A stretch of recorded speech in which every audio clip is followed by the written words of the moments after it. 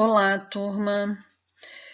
Eu vou falar um pouco com vocês sobre o texto O que é Patrimônio Histórico, do Carlos Lessa.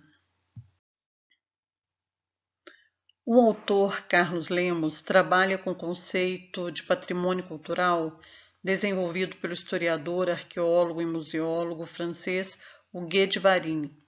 Segundo o intelectual francês, o patrimônio cultural é dividido em três grandes categorias de elementos. Os primeiros são os elementos pertencentes à natureza, ao meio ambiente. Nesta categoria estão, por exemplo, os rios, a água desses rios, os seus peixes, a carne desses peixes, as suas cachoeiras e corredeiras transformáveis em força motriz, movendo rodas de moenda, acionando monjolos e fazendo girar as turbinas das usinas de eletricidade.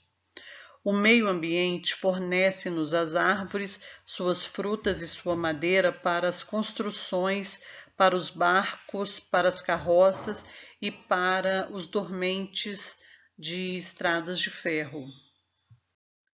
O segundo grupo de elementos refere-se ao conhecimento, às técnicas, ao saber e ao saber fazer. São os elementos não tangíveis do patrimônio cultural. Saber construir, tecer o pano da coberta de cama, divertir-se com o jogo de cartas, rezar a Santa Bárbara em noite de temporal, saber transformar o bago vermelho do café em pó solúvel na xícara de porcelana.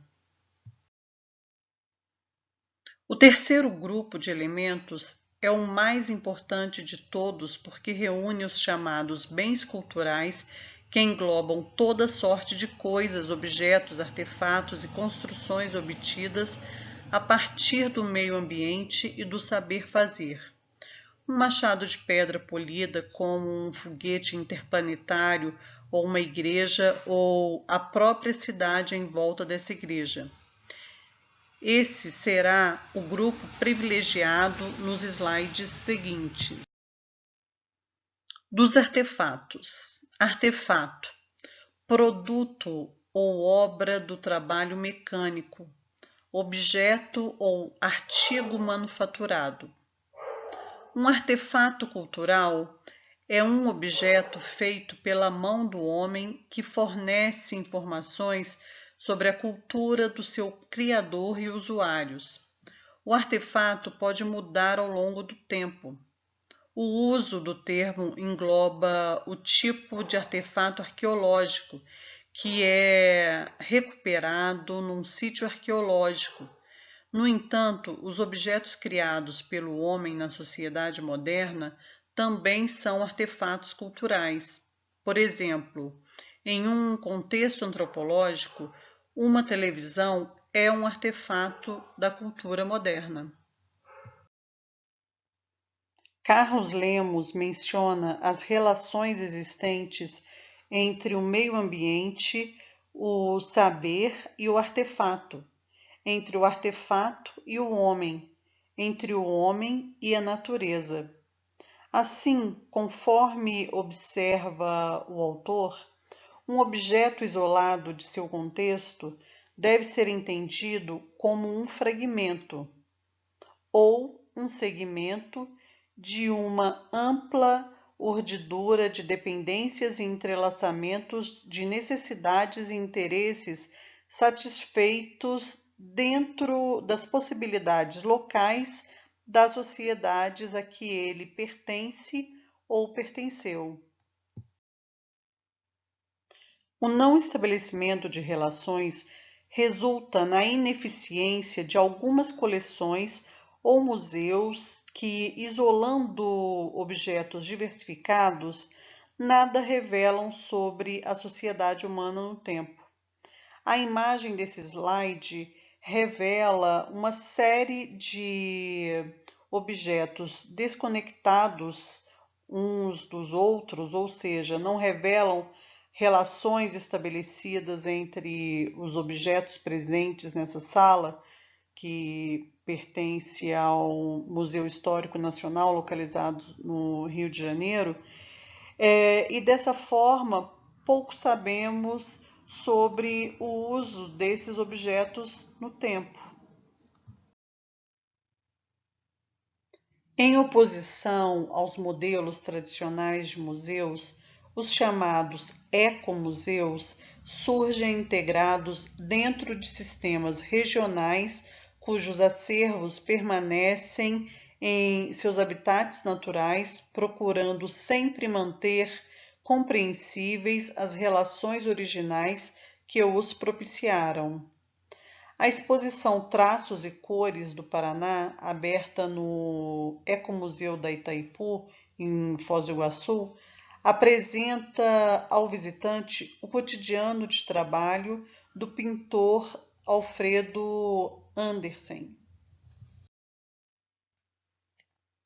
O Ecomuseu pretende valorizar o patrimônio material e imaterial de uma região ou de uma população, geralmente com a participação da comunidade local. O prefixo eco faz alusão tanto ao entorno natural, a ecologia, como ao entorno social, a ecologia humana. A ecologia humana seria o estudo da relação do ser humano com o seu ambiente natural.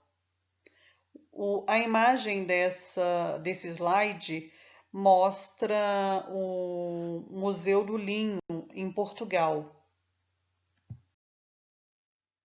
O que seria o patrimônio oficial? Seria aquele que legalmente reúne poucos e escolhidos bens eleitos como preserváveis à posteridade. Muitas vezes, alguns daqueles objetos triviais de todo dia se diferenciam de seus iguais devido ao fato de terem participado de eventos que se convencionou chamar de históricos. Passam a ter uma respeitabilidade que os demais não possuem. É a sacralização do objeto. É um reverenciamento baseado na credibilidade que muitas vezes é resultante de afirmações não comprovadas. E assim, muitos visitantes de museus se embevecem contemplando a caneta que serviu a assinatura de um ato público qualquer, a espada usada por um herói numa batalha qualquer, a caneca humilde com a qual um santo pobre diariamente tomava o seu desjejum, o sapato usado por um político importante ao ser assassinado, a pistola que matou esse político. E aqui estão alguns exemplos de artefatos ligados à história tradicional do Brasil. A pena com a qual foi assinada a Lei Áurea, que está exposta no Museu Imperial de Petrópolis, as coroas de Dom Pedro I e Dom Pedro II, que também estão expostas no Museu Imperial localizado em Petrópolis, e o pijama usado por Getúlio Vargas quando de seu suicídio e a arma usada para tal feito, que estão expostos no Museu da República do Rio de Janeiro.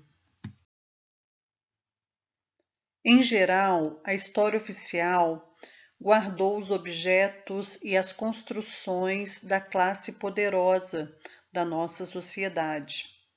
Guardaram os artefatos da exceção, sendo pouco valorizados os bens culturais usuais e corriqueiros do povo.